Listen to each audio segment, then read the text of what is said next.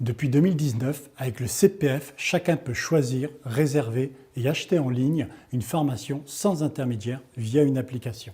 Une démarche finalement assez semblable à un achat dans le e-commerce.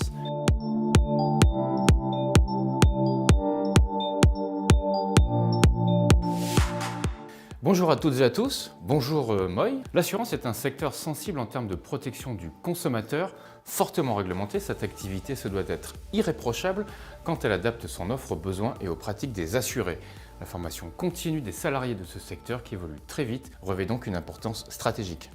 Bonjour à toutes et tous, bonjour Florian. Tout à fait Florian, le sujet est d'autant plus d'actualité que la formation continue pour l'assurance doit répondre à deux nouvelles contraintes réglementaires. La mise en œuvre des dispositions prévues par la loi pour la liberté de choisir son avenir professionnel, datant de 2018, qui remodèle l'accès à la formation, ainsi que l'obligation à la formation prévue par la directive sur la distribution d'assurance de 2016.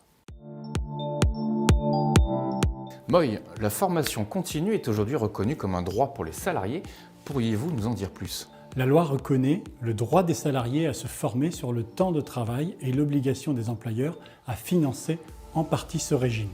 La participation de ces derniers est négociée par branche dans le cadre d'accords nationaux interprofessionnels. Les partenaires sociaux définissent par ailleurs la politique de formation par branche. Et les salariés sont-ils les seuls à accéder à la formation continue ? Non, et cela semble logique. Les chômeurs y ont également accès.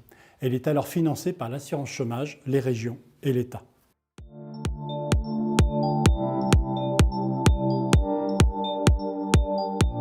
En 2018, une réforme de la formation continue a été adoptée dans le cadre de la loi pour la liberté de choisir son avenir professionnel. La loi de 2018 a instauré 8 changements majeurs par rapport au régime précédent. Le passage du compte personnel de formation en euros.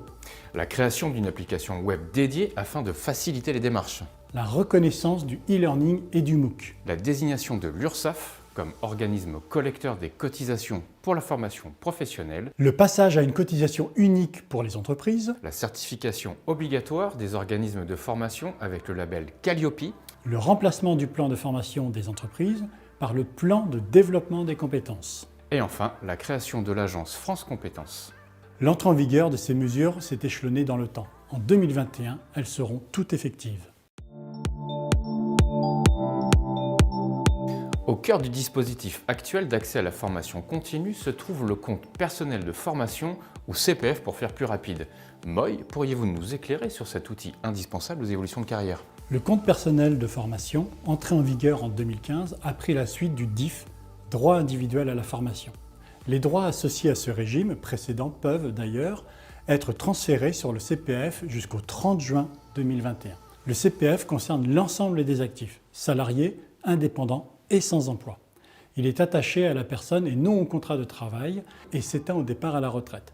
D'une certaine manière, il pourrait être comparé à un compte d'épargne du droit à la formation. Il permet également de repérer les formations éligibles au financement et de s'informer à leur sujet. La loi de 2018 a-t-elle changé quelque chose ? Oui. Depuis 2019, avec le CPF, chacun peut choisir, réserver et acheter en ligne une formation sans intermédiaire via une application. Une démarche finalement assez semblable à un achat dans le e-commerce, avec le passage du CPF à une équivalence à un décompte en euros. Cette réforme a permis d'augmenter substantiellement le recours à la formation continue en la rendant plus facile d'accès.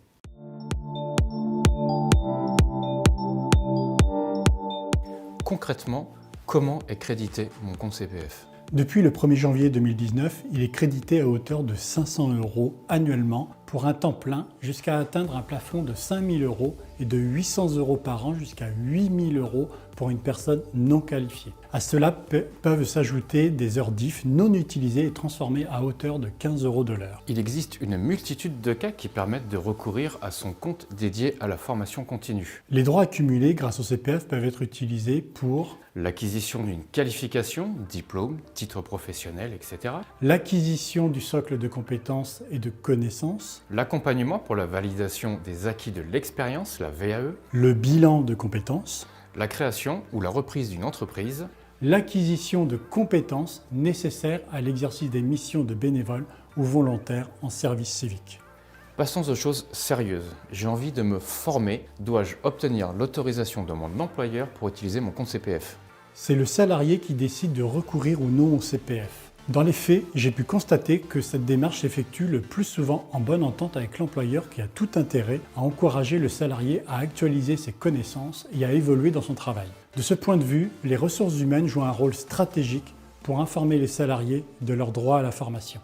Puis-je me former pendant mes horaires de travail? Si la formation a lieu durant les heures de travail, le salarié doit obtenir l'autorisation d'y participer par l'employeur dans un délai établi par la loi. Son salaire est maintenu. Si la formation a lieu hors des heures de travail, le salarié a toute liberté pour suivre une formation qu'il a choisie. Et si je me décide pour une formation, quels seront les frais pris en charge avec le CPF? Le CPF permet de payer la formation, mais aucun des frais associés. Que se passe-t-il si les droits accumulés ne permettent pas de payer l'intégralité de la formation? Les acteurs institutionnels peuvent abonder le compte CPF du titulaire de compte. Par ailleurs, il peut lui-même compléter son compte directement.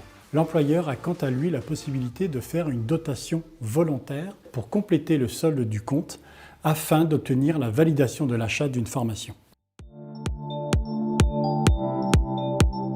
Mais revenons-en à nos moutons. Quelles sont les spécificités de la formation continue pour les assurances? Depuis 2016, la DDA prévoit des obligations de formation continue pour les collaborateurs qui distribuent ou créent des produits d'assurance.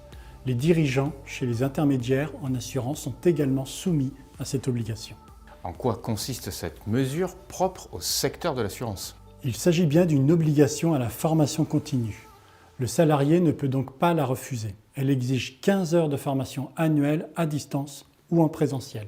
Mise en place dans un souci de protection des assurés, son objectif est de garantir que les salariés concernés sont toujours au fait des nombreuses évolutions du secteur. Quelle forme peut-elle prendre?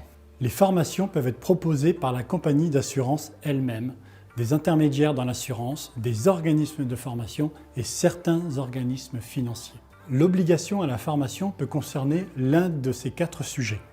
Les compétences professionnelles générales, les compétences professionnelles spécifiques à la nature des produits distribués, les compétences professionnelles spécifiques à certains modes de distribution et les compétences professionnelles spécifiques de certaines fonctions. De quoi permettre à chaque salarié de garder le cap au sein d'un secteur changeant et offrir le meilleur service possible aux assurés. Moy, merci d'avoir répondu à mes questions. C'est le moment où je vais vous laisser la parole afin de présenter les 2 formations en assurance proposées par le CNAM. Merci Florian pour cet échange. Le CNAM, via sa marque ENAS, dédiée à la formation dans le secteur de l'assurance, propose 2 formations éligibles dans le cadre de l'obligation à la formation dans le secteur de l'assurance prévue par la directive de 2016. Nos formations sont menées par des enseignants issus de l'université et de la sphère professionnelle. Elles sont en permanence ajustées pour répondre aux enjeux auxquels sont confrontés les salariés de l'assurance, des changements de réglementation à l'adoption de nouvelles pratiques par le secteur. En 2020, malgré la pandémie, la licence et le master proposés par l'ENAS ont permis à 170 auditeurs de se former.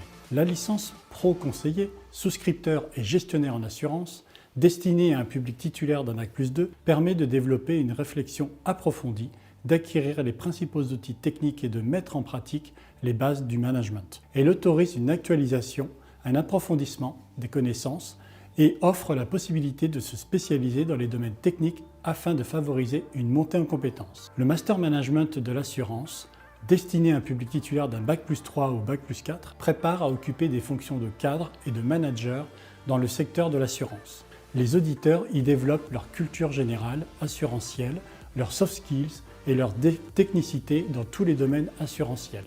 Pour en savoir plus, vous pouvez vous renseigner grâce à la plateforme dédiée au CPF ou contacter directement nos équipes en charge de ces formations.